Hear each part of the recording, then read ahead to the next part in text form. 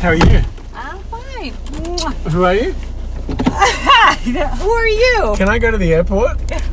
You are going to the airport, huh? Where are you going? I'm going... Why are you leaving me? I'm going because it's cold. It's meant to be summer here, and it's actually colder than a Sydney winter. I know. It's unbelievable. So tell me about yourself. Who are you? What's your name? What are you doing? Why do you speak Australian? Australian. My name's Hamish Macdonald, and I'm a journalist from Australia. I host a few TV shows and a radio show, and I'm in Denmark making a TV documentary, which you featured in. Yes. And we've been learning a lot about Danish culture and Danish politics and migration and religion in Denmark today. So it's been fascinating. And I'm about to go home. We've finished the shoot. We're all done. And the team is staying for a few more days just to collect a few more bits and pieces. But I'm done. Are you a big star back home? No. Don't say no. Are you being like modest and polite? I'm being like, no, I'm not, but really. I'm just being honest. Who's the biggest star? Do you have like... Do we have an Ellie Jokar? No. Who's the biggest star in Australia? Like, who do you like? Who do we love in Australia? At the moment, we love a lot of reality TV stars. That's kind of big. Do you watch reality shows? Not a lot. I watch a bit. Oh, what kind of shows do you watch? I watch on demand a bit. Yeah? I actually really loved, and I started watching this because a friend of mine was in it. It's a show called I'm a Celebrity, Get Me Out of Here. And I heard about that. What is it about? They put celebrities in the jungle. Yeah. And they have to do challenges, and they have to eat, weird animals and bull's testicles. Oh, no. All that kind of thing. Would you do that? No. Would you be in reality shows? I don't think so, because I although, and this may sound quite counterintuitive, but although I work in television, I find being in front of the camera quite exhausting. Really? So, like, short bursts are okay, but the idea that you would be filmed 24/7, that's not your thing. No. If you look to your left, you'll see the guy with the... He's taking pictures of us. Is he? Yes. So that was fun. So he was taking a picture of us, and I'm like, hey, we're looking at you. Do you consider yourself being like a serious reporter, like a serious person? I would hope so, but I don't know if everyone would agree. Maybe that's why you don't want to do, like, so you're like, no. I definitely think that for me, in terms of doing a job that's in the public domain, I would prefer the focus is the work that I do, like the stories that I tell, the people that I meet. And so a big part of that has been you as a character. And, we've followed you on and off for a couple of weeks, and we've asked a lot about your life and how you intersect with politics in Denmark. And so definitely from my perspective, when that story goes out, I want those things to be the focus. Okay.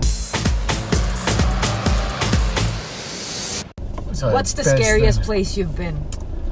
Oh, that's a difficult question.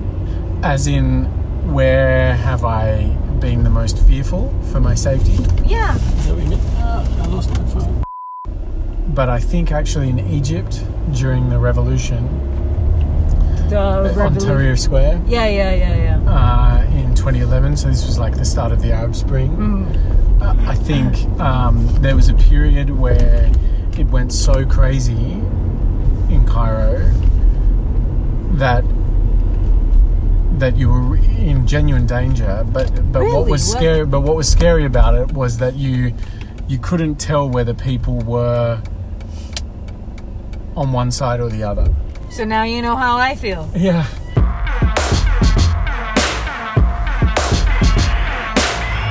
Have you learned how to hygge?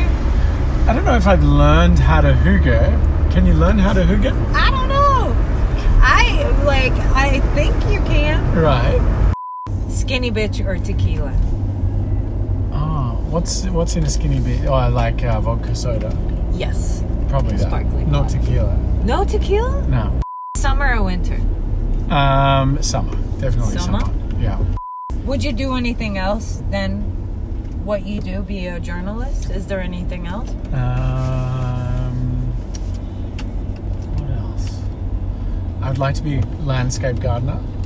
Do you know who Tupac is? Yeah, of course. Yeah? Did you like Tupac?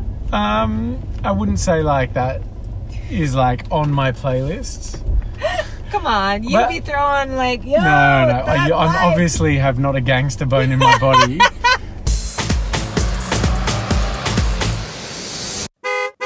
You and the cameraman, Greg, told me this really, really funny thing about people that ride bikes in Australia. Oh, yeah? I cannot get over the fact that you actually have groups of people who really dislike people like biking. Yeah. So the starting point for us on this is that we've been working in Denmark for 2 weeks and we've ridden bikes everywhere.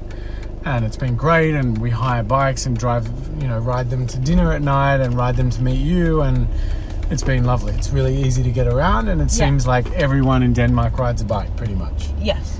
And that is not the case in Australia at all.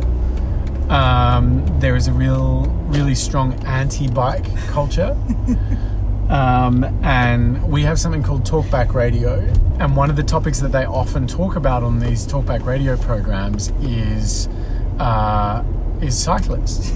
And they talk about them as being really dangerous and really sort of a problem for society, that there's all these crazy bike riders that are on the roads wreaking havoc, causing danger to everyone, taking up space, riding in we call it a peloton. Yeah. Because we don't really have bike lanes like you do in Denmark. I mean, some of the big cities have some bike lanes. Yeah. But it's not such an extensive network like you have here. We really love our bike lane. You've done it very, very well. Yes. This is the worst part of Copenhagen. Ah. This is the ghetto. Okay. Now you're in the heart of the ghetto. Okay. Nørbach is kind of pretty. It is. This is not bold. It's strange to me as a foreigner that this would be called a ghetto. Yeah, of course. Because it looks like quite a nice suburb, right? Hamish, everybody that comes here from from far away or visiting Denmark, they're always like, this is the ghetto? Like, really? Like, where is the ghetto? Yeah. So tell me, do you speak about your relationship? Or is that very personal? How would I describe it? It is, but also my partner has a super serious job, and so he's a private person, and I kind of try and respect that. But also, I just feel like it's kind of nothing to do with what I do, work-wise. And I know for some people, they love talking about their personal life and all the rest of it. But I just don't feel like that's me, to do that. And I think I've always been like that, regardless of whether I've been in a relationship or not. I just don't really feel that comfortable talking about myself. Why? I don't know. I mean... Do you like watching yourself on TV? I know you don't really watch... So when you do a show, you don't watch yourself? No, like very rarely. I find it difficult to watch myself. How come?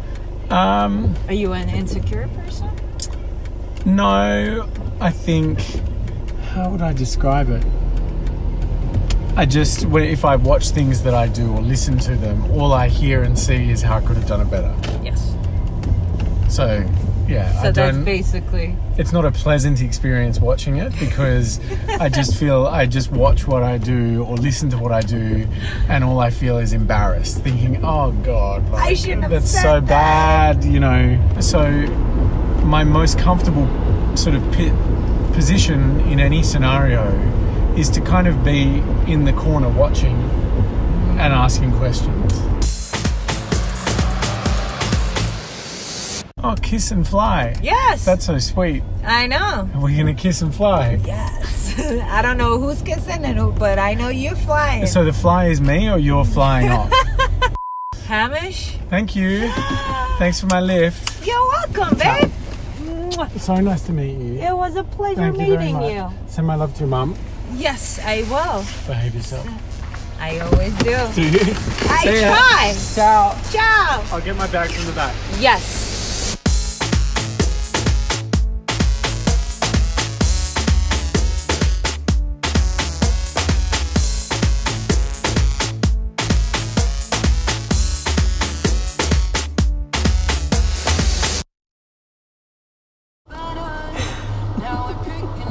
Okay, Henrik, så tager vi os lige rundt om blokken.